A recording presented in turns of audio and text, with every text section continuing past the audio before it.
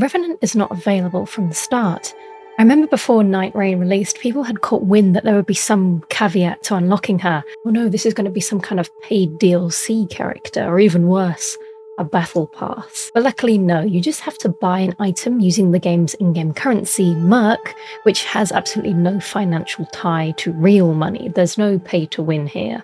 Speaking of buying an item, sorry, I have to do this. If you're someone who likes having something to listen to while falling asleep, then this may be for you. Thank you to Manta Sleep for sponsoring this video. Manta Sleep makes sleep masks designed for comfort and deep, uninterrupted rest. They offer a variety of styles, but the one I've been using is the Sound Mask, which features built-in razor-thin Bluetooth speakers. You can connect to your audio, listen, and fall asleep comfortably. Even if you're a side sleeper, you'll get no pressure on your ears and face. It has a 20-hour battery life, twice as long as most alternatives, so you can drift off without worrying about it cutting out mid-sleep. The adjustable straps and breathable, lightweight materials give it this premium feel, making it especially comfortable during these warmer summer nights. The C-shaped eye cups are designed to avoid pressure on your eyelids and sockets and provide you with 100% blackout, perfect for when it's still bright in the evening or you're trying to squeeze in a midday nap. As a nap enthusiast myself, I find that they really help with my focus and productivity, so it's nice that Manta Sleep actively promotes the pro-nap movement. Good sleep should be a necessity, not a luxury. So their sleep masks are designed to help you get the rest that you deserve. If you've had trouble falling asleep or simply want to feel more rested at night, I highly recommend checking out Manta Sleep. Head to their website in the description or the pinned comment below and use my code CHALICE for 10% off your order. Thank you again to Manta Sleep for sponsoring this video. The item, the besmirched frame, becomes available in the small jar shop after unlocking the Duchess, a small frame that is missing its picture. Whatever precious memory it once enshrined, now is home only to dust and grime. A voice is heard that beckons one to seek the owner, peer into this window and revisit the first glimpse of night. After acquiring the frame, you'll notice a new character in the round table hold, a small, intricately dressed figure staring at a portrait of Radagon.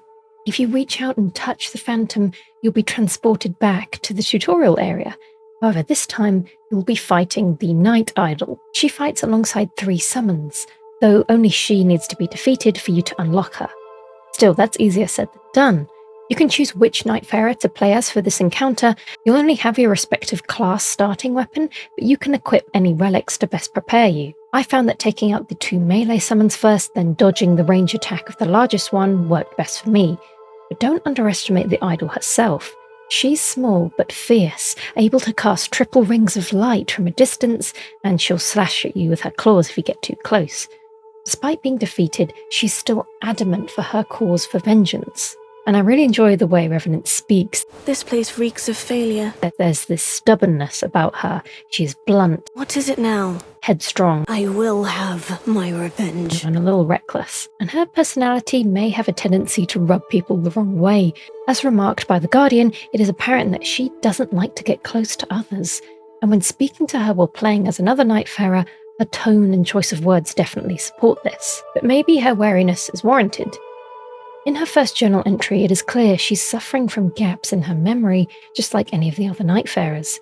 And the Duchess claims that since they met, Revenant has been fixated on revenge, specifically getting revenge against the Night Lord. All your talk of getting revenge upon the Night Lord, how you would never forgive it, and so on.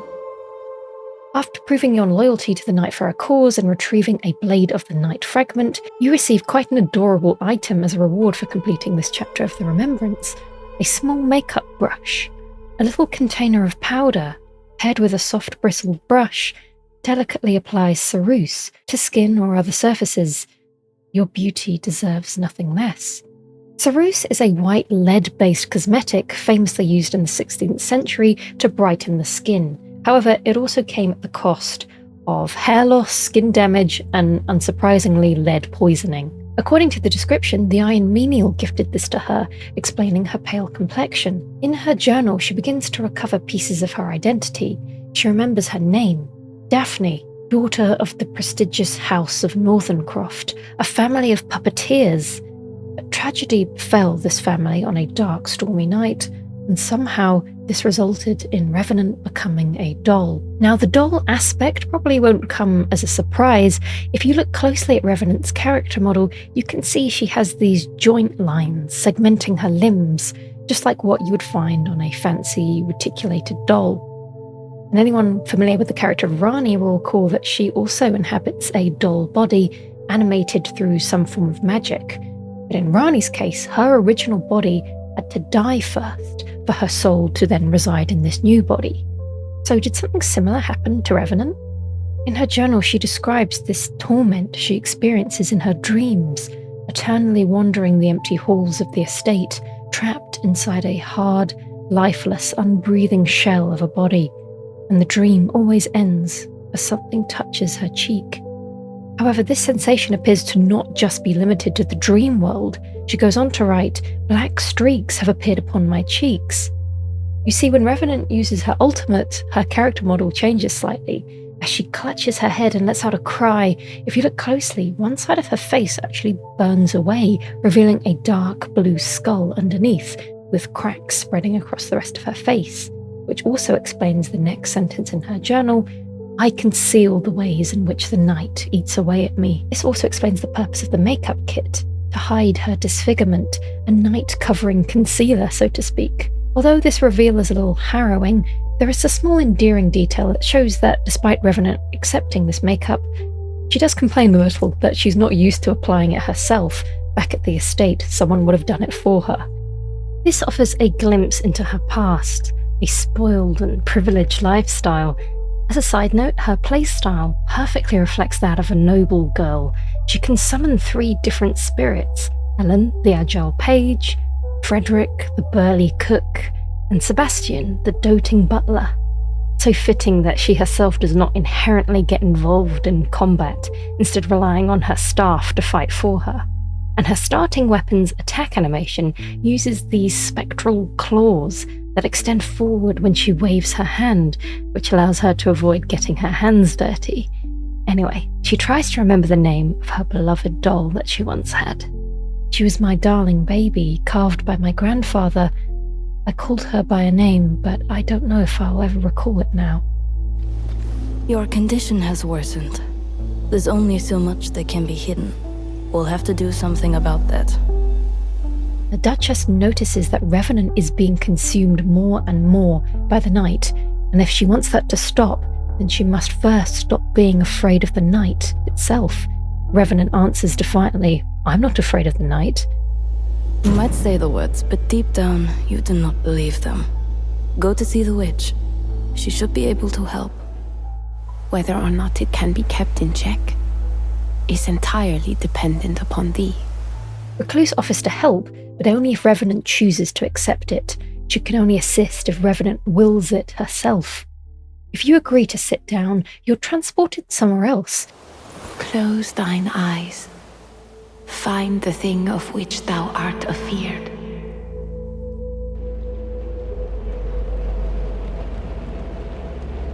A long, elaborate hallway stretches ahead, leading to a portrait of Edgar, Blackcoat Northerncroft, an esteemed patron of the same noble house as Daphne once belonged to. Rounding the corner reveals a wide room bathed in moonlight. Seated beneath a tall, beautiful window is what looks like Revenant. But before you can make sense of this, the earth stirs, corpses rise from the ground, and a fight begins. This boss is simply called Corrosion and is made up of many enemies. They reuse the same model as the putrid corpses, but in a purple variant. They burst into clouds that look magical, though they don't inflict any status effects. More and more rise, but the fight is not particularly difficult as they self-destruct when they get too close. After this horde subsides, you can finally inspect the figure beneath the window, and its description confirms what you might have already suspected. An ordinary doll, carved with inexpert letters that read, "My darling little Daphne." That's weird. I thought that Revenant said that she was Daphne, and Daphne was the daughter of the house. Then she became stuck in a doll body. This quest, like many of the other Nightfarer's remembrances, will slowly get pieced together as they remember, and this one in particular reminds me of Executors, mainly because it also deals with fragmented identity. The next journal entry confirms this as she writes, "Dolls too have their dreams, this I know. The daughter of the house softly caresses my cheeks. Let's put on a little makeup, Daphne." I always liked having my makeup done. Here she does not refer to herself as the daughter of the house. That seems to be someone else. But this appears to be something she might have misremembered. However, it does appear that she remembers the name of the doll, Daphne, correctly. In order to find the truth, she must relive what happened that night. Find the thing thou hast hidden.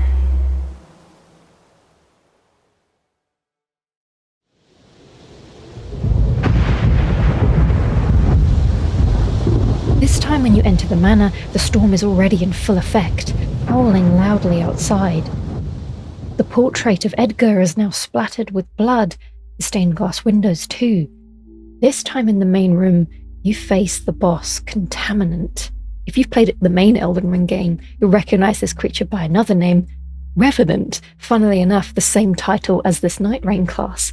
The Royal Revenant is a grotesque pale creature with multiple limbs and inflicts poison and is notably weak to holy magic. It is ironic as the Revenant from Nightreign begins with heal and rejection, both holy spells, and is first encountered staring at Radagon, a figure tied to the Golden Order. The Royal Revenant is also often accompanied by Revenant followers capable of summoning wraiths. Similarly, the Revenant from Nightreign calls forth her own spirits. In this twisted way, the two are both opposite and alike. And I'm quite pleased that in Nightreign, these two got to have a little showdown. The Contaminant variant projects purple liquid across the floor. In reality, I'm not sure if the corrosion or contaminant are real. I think based on their names, they're meant to refer to how Revenant's memories are contaminated, obfuscating the truth.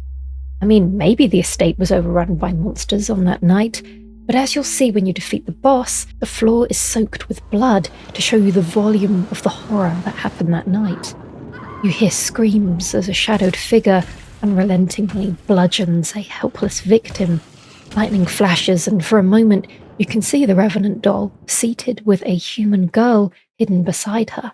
She appears to be clutching a book to her chest.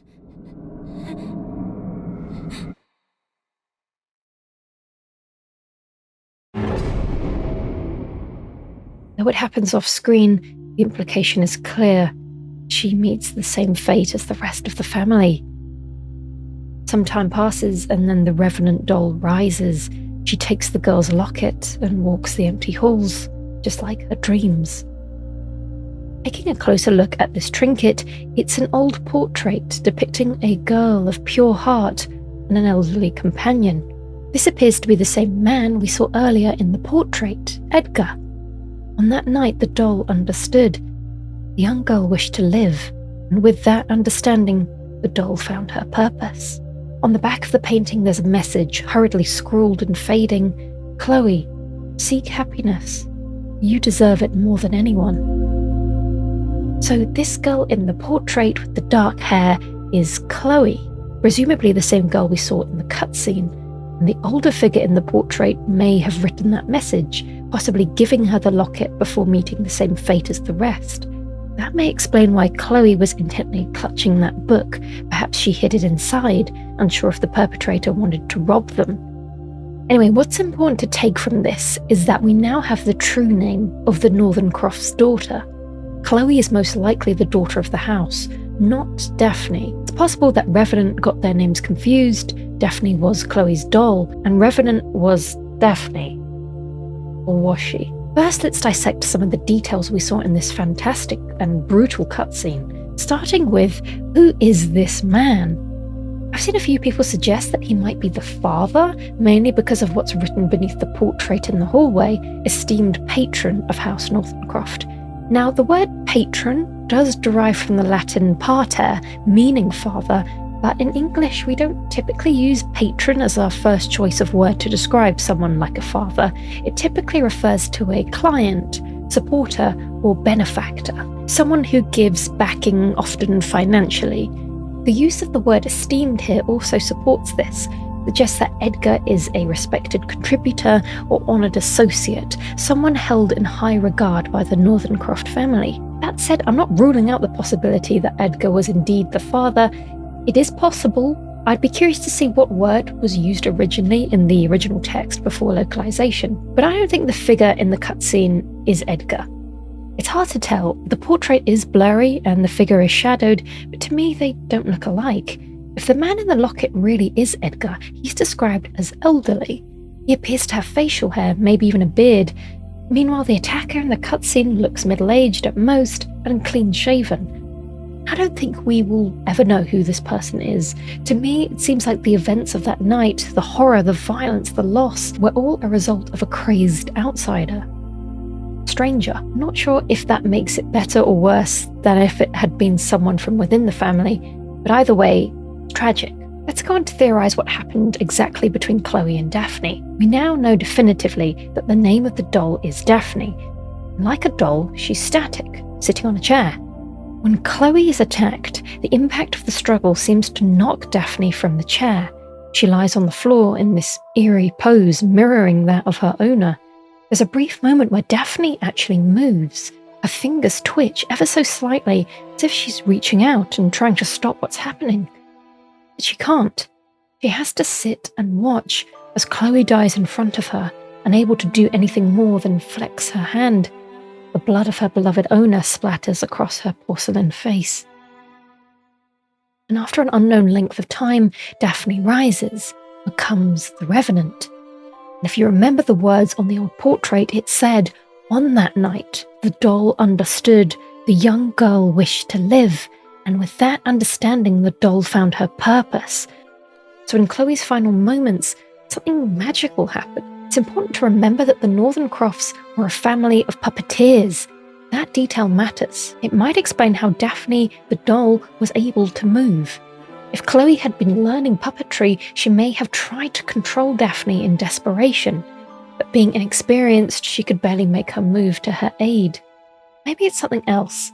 In the main game, we have seen puppets and dolls act as vessels for the souls of others. In Sellen's questline, for instance, her being and sentience is transferred into a puppet body through magical means. The Iron Menial mentions that he considers himself a doll of sorts as well. So perhaps as Chloe was passing away off screen, her soul began to pass into Daphne. Whether it was intentional or not, whether Daphne was already sentient or only just becoming so, hearing Chloe's final wish gave her a purpose. Sadly, she would never get to see her again. The daughter of the house is no more. She will never caress my face again, no matter how I yearn. I never was a human, and now the mantle of a doll no longer fits me. There is but one thing I must accomplish. For every reason, I became the Revenant, to bring an end to the night of the storm. Here Revenant finally understands that she was originally Daphne the doll, and Chloe was the true daughter of the house, not her. Something in her being has now changed. She says the term doll no longer applies, which suggests she's now transitioned into something different, that perhaps Chloe's soul has now become a part of her. Despite not being able to have her mistress stroke her face, comb her hair, or do her makeup ever again, Chloe can live on within her. Revenant has gained her soul, a vitality and human condition to push on through sheer will, to avenge her family and to stop the night and the terror it brings. The reward for completing the Remembrance quest is now a new skin for Revenant, with some subtle but meaningful changes. Now she no longer fears the night and confronted her pain and the truth of her existence, her body is no longer being consumed by it. The raw, oozing wounds on her arms and legs have healed. You might ask, how can a doll be wounded? Since Revenant exists in a state between human and doll, I believe that it is possible. Her marks do appear to be of a dark, magical nature. Notably, there's a particular wound that's quite unique. It's hidden beneath her dress. 3 long, deep lines along her back. These seem especially significant. Perhaps Revenant's doll-like body mirrors Chloe's, and these wounds could be from that attacker, inflicted when she fell to the floor, curled up to shield herself while he struck her repeatedly in the back. Now her skin appears cleaner, more like the pristine form she had once had as a doll. Also, the cloth wristbands she previously wore are gone. They used to cover her lower arms, but now her joints are exposed. The doll's structure is visible. Perhaps this is Revenant's quiet way of accepting what she is, of embracing it. She has an incredibly tragic story. Don't get me wrong, all of the Nightfarers have their own demons and skeletons in their closet. But with Revenant, she fights alongside hers, utilizing resurrection to bring people back from the dead. And in a way, her own resurrection and existence allows Chloe to live on.